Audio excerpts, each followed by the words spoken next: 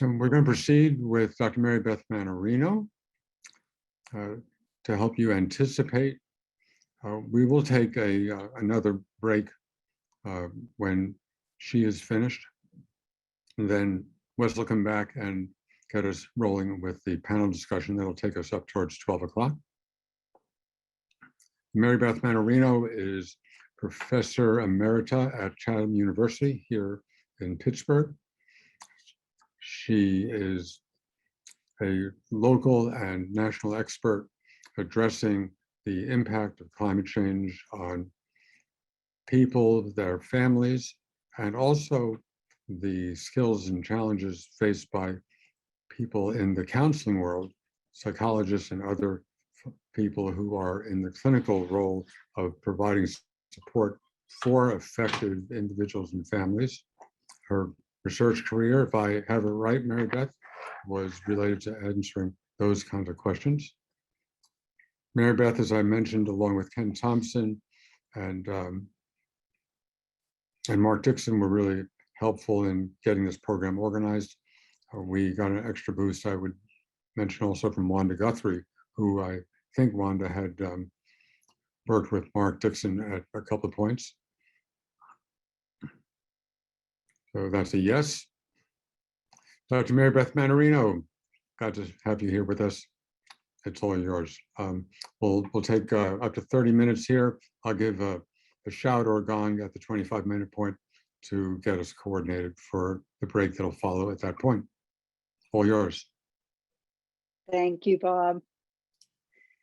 Thanks to Bob and everyone else here, Gary and Mark. You provided just a perfect foundation for what I'm going to talk about today. I'll be talking about what all of this means that Mark and Gary have talked about in terms of your work in your offices and in your communities here in Pittsburgh. And I'd like to emphasize what Gary ended on, in that we are going to have to reimagine how we do our work, both with the clients in our offices and in the communities. So last night, Bob, I was looking over some of my notes of our initial phone calls, and the date of one of them was way back in February 2020, right before everything hit the fan. And so much has happened over the last couple of years related to COVID. It has felt like sometimes that it's been a dress rehearsal for us about how we might approach a global crisis, which is what climate change is. I'm a clinical psychologist. I've worked for many years as a clinician, more recently as a professor in graduate psychology programs in the School of Health Sciences at Chatham, which is Rachel Carson's alma mater. And for more than a decade, I've been working with healthcare students and professionals, as well as the general public, on how to integrate what we know about positive health benefits that come from a strong connection to nature, and also about the negative impacts of destroyed nature on mental health and well-being. I've also shared some of my nature photography with others with the hope of strengthening the love of nature and a desire to protect it. So educating mental health professionals, counselors, and psychologists about climate change has been both exhilarating and challenging. Mary Beth, I'm sorry to interrupt, but are you sharing your slides? Yes, let me see. Thank you for interrupting. It's part of my job. 1 minute.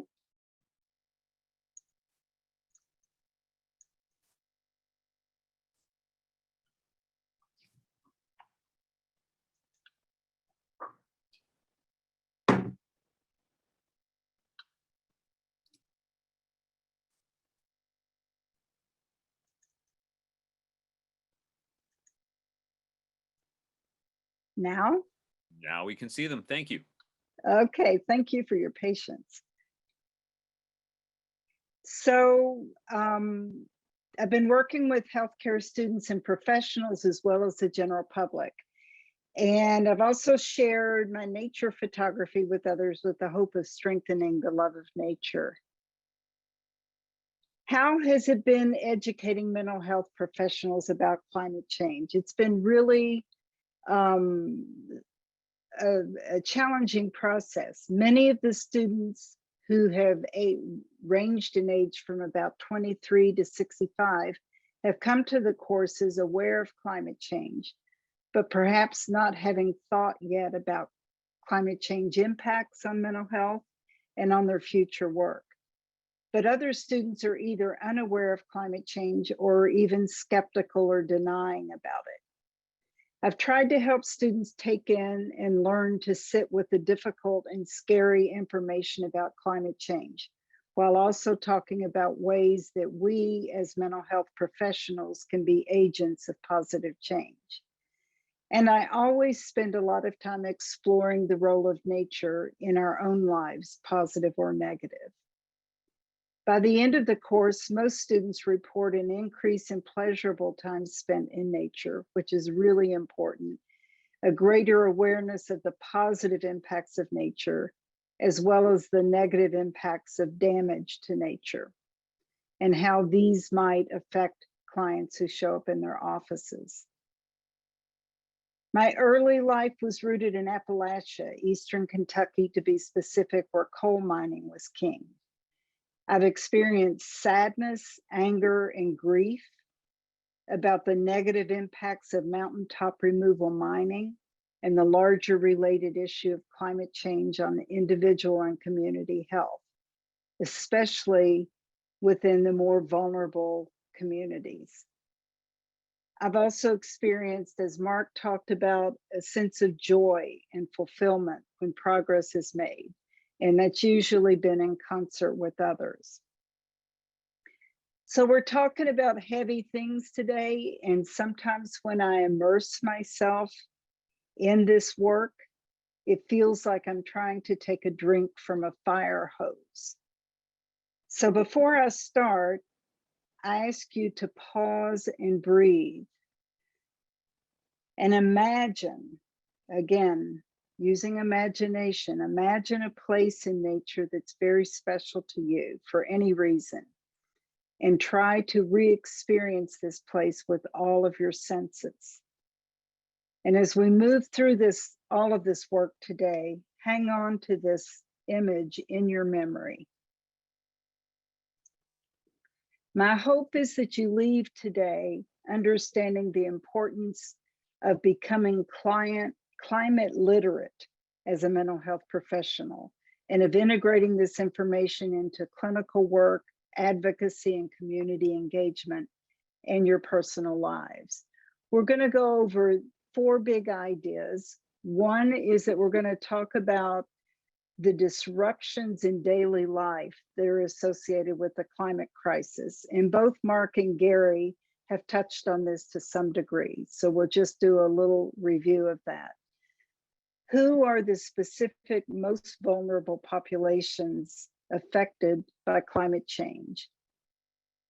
What are the actual impacts of climate change on mental health, and what are we supposed to do?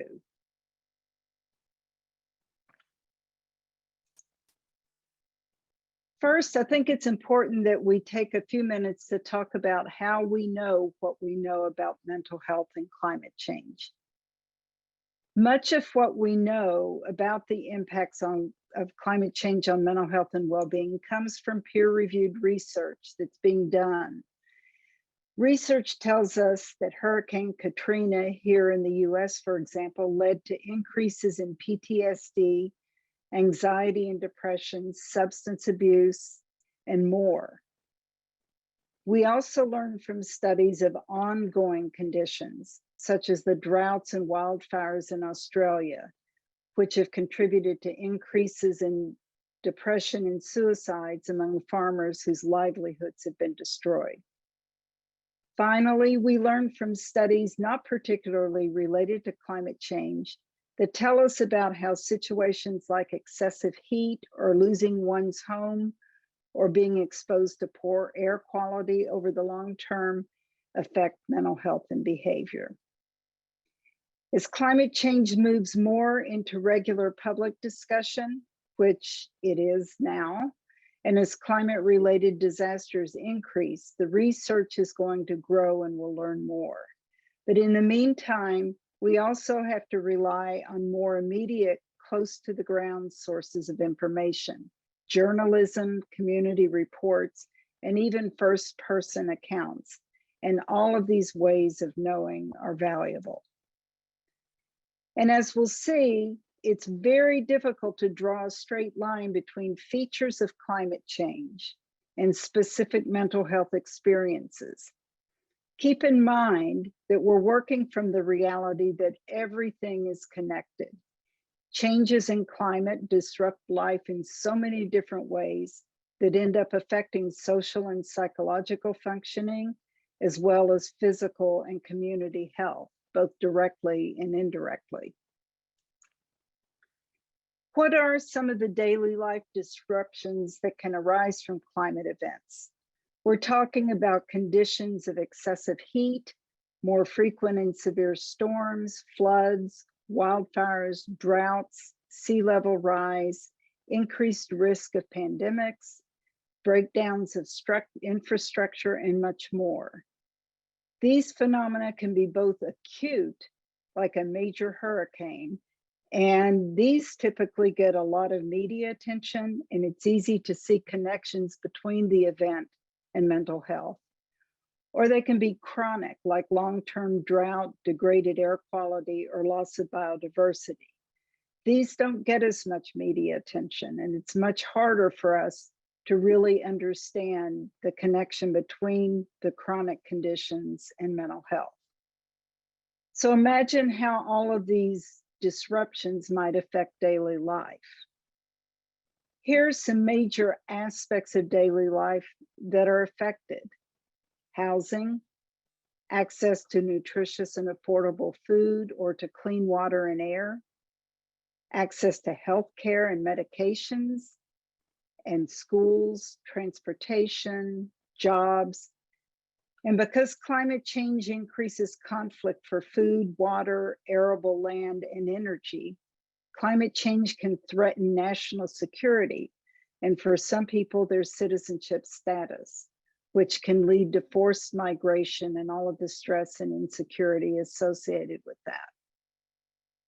And when we hear about the refugee problems and migration problems in the news, the connection between those events and climate change are seldom outlined.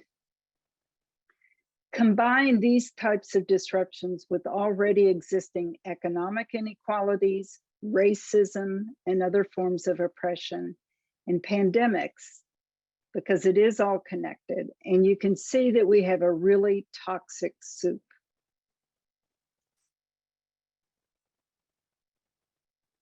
As you can imagine, the negative impacts of climate change on well-being are greatest among the most vulnerable of us. This fact emphasizes the need to put environmental justice at the top of any effort that we make to address climate change. So here are some of the groups that we need to be especially concerned about: those with pre-existing mental or physical health conditions, communities that are already marginalized by race or ethnicity, citizen status, income, very young, very old, youth and young adults, which I'll talk more about later, and pregnant and nursing people.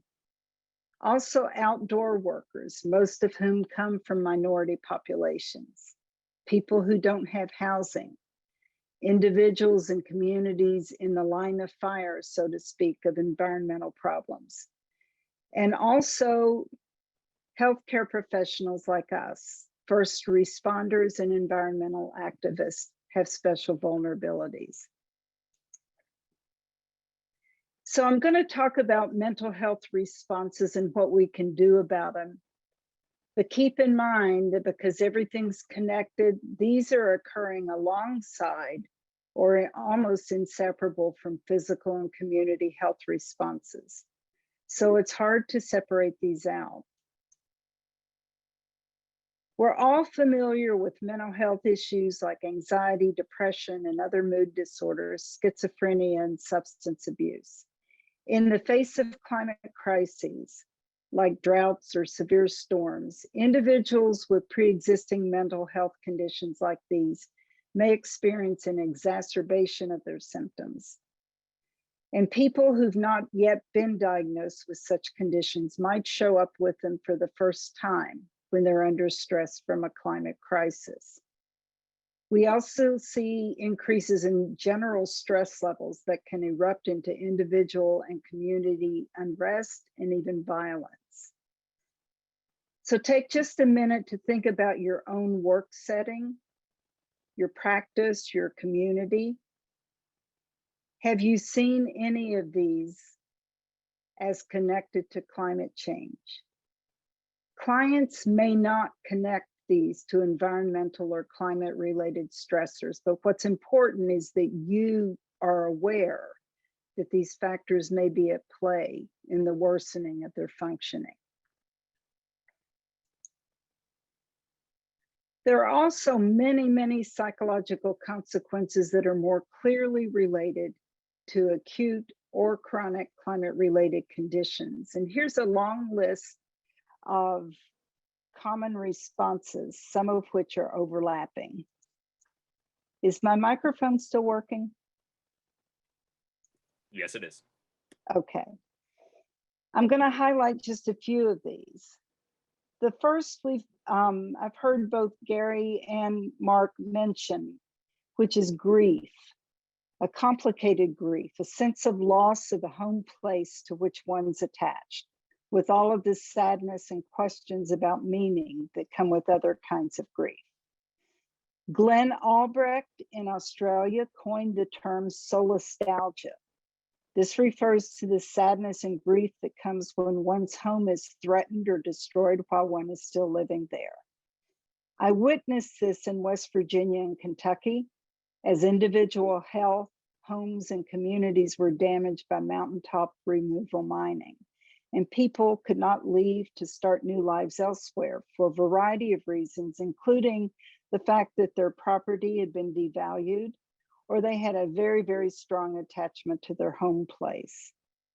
Also think about how people in Pennsylvania may process living alongside fracking sites that are negatively impacting health or property values. Related to this grief can be sadness, despair, hopelessness, helplessness. Eco-anxiety is another type of impact. This is a relatively new term. Eco-anxiety occurs in response to direct exposure to actual events, witnessing events that are happening elsewhere, or the perceptions of what's down the road. Some people also refer to similar experiences as pre-traumatic stress, a kind of chronic traumatic stress reaction that is developing in response to something that one is perceiving will happen in the future. A loss of identity is common. This is occurring when jobs are lost, homes destroyed, or cultures and ways of life are disrupted. It's been seen in many indigenous communities where livelihoods have been based for centuries on a close connection to the natural environment. When ice melts, for example, and animal life on which their economy depends moves away, the communities experience threats to food sovereignty and they're no longer self-sufficient. Who they are and who they've been for so long exists no longer. A sense of a foreshortened or threatened future.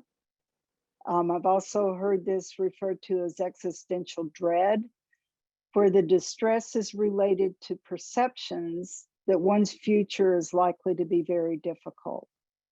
This can affect decision-making about the future, jobs, and education with all the debt that it typically incurs, having children. The counseling and psych students I've worked with who are between 23 and 40 years of age talk about this a lot. And many of the people in my classes have made decisions not to have children. Let me also look at the results of a recent studies whose findings have been shared, where 10,000 16 to 25-year-olds from 10 countries completed surveys in which data were collected on their thoughts and feelings about climate change and also about the government's response. The study's under peer review right now, but the preliminary findings give us food for thought. Almost 60% of the respondents were very or extremely worried about climate change. 84% were at least moderately worried. Over half felt sad, anxious, angry, powerless, guilty, helpless. And almost half said their feelings about climate change negatively affected their daily lives and functioning. Also important is that many of them rated the governmental response to climate change negatively and reported greater feelings of betrayal than of reassurance. And I don't know if any of you have seen one of the recent videos of Greta Thunberg, but part of what she was saying was build back better, blah, blah, blah, blah, blah. And I think that her stance kind of reflects what a lot of young people feel with the very slow moving changes in addressing climate change at the highest levels. And finally, PTSD and other types of distress are experienced by people who are in the path of climate change disaster by virtue of living there or working there. For example, studies of post-Katrina mental health demonstrate that PTSD occurred and persisted for years after the event, and that many of the affected individuals have been recently re-traumatized when Hurricane Ida hit them on the anniversary of Katrina. In addition, healthcare workers, first responders, and activists may also experience PTSD and other kinds of distress. We only need to look at how COVID has affected these populations to understand how this might happen in response to climate change. It's also important to recognize, as both Mark and Gary alluded to, that we can have more positive psychological responses to all of this stuff that's going on. These are experiences of joy or satisfaction or personal fulfillment or meaning. When you work to tackle big problems that are aligned with important beliefs and values, and you work with other people. And it's important to recognize this joy and hope, because even when it exists alongside other negative feelings, it can provide the energy that we need to work on the problems. So one of the things I'm very excited about, just yesterday, the American Psychological Association and Eco-America published an updated report on climate change and mental health. And I wanted to share this graphic with you that really tries to demonstrate how the geophysical impacts of climate change filter through societal, individual, and physical situations, including inequities and vulnerabilities, and then affect physical health, mental health, and community health. And you can see how closely these are all intertwined. So take just a minute to look at that.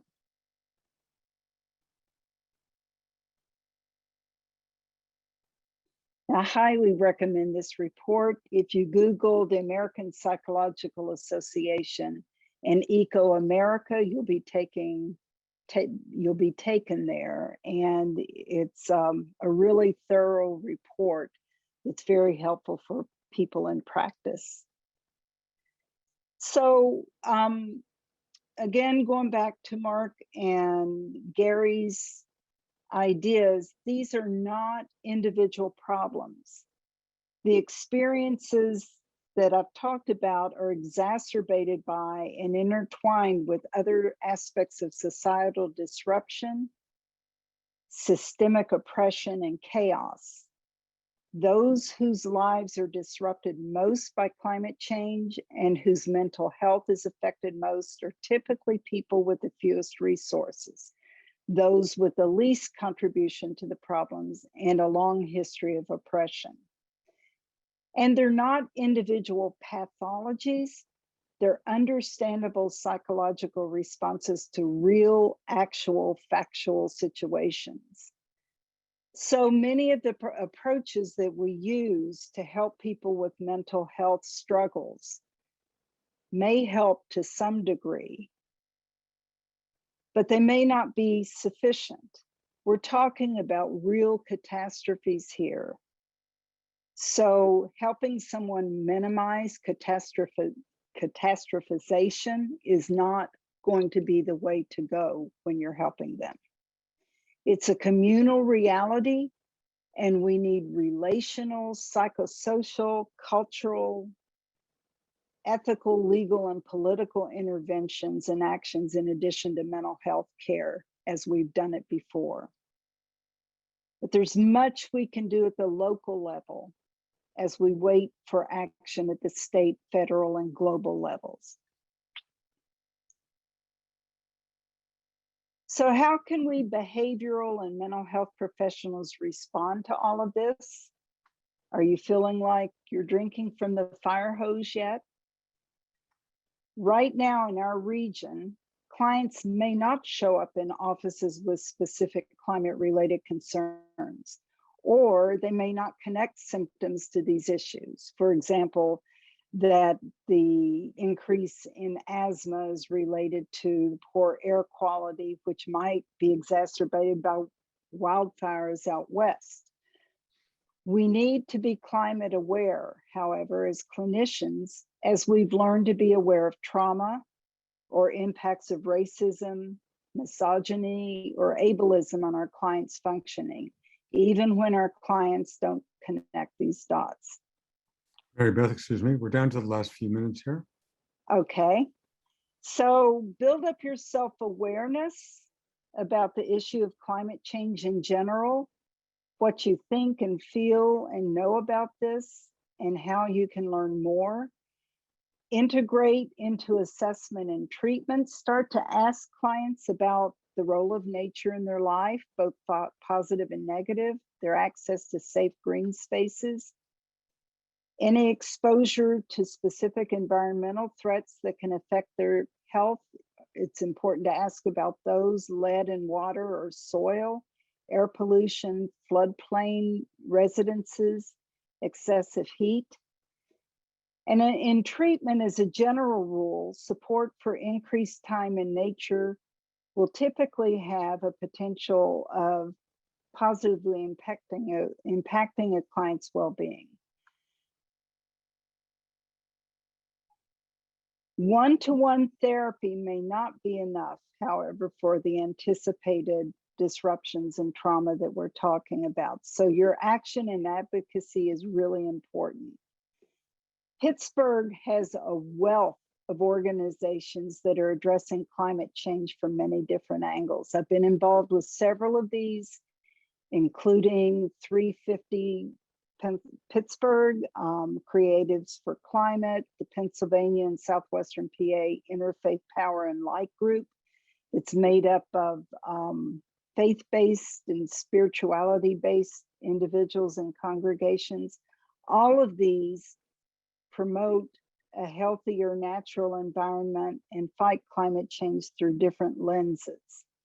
Also think about the mutual aid groups that arose in response to the pandemic, where community members provided information and resources for more vulnerable folks. And then in the communities in and around Pittsburgh, there are many, many who are facing food insecurity and apartheid by developing extensive gardening and food production projects. All of these are structures and models that can be built upon that will help us figure out what kind of planning we need to do. It's going to have to be collaborative, cross-disciplinary, and include community members.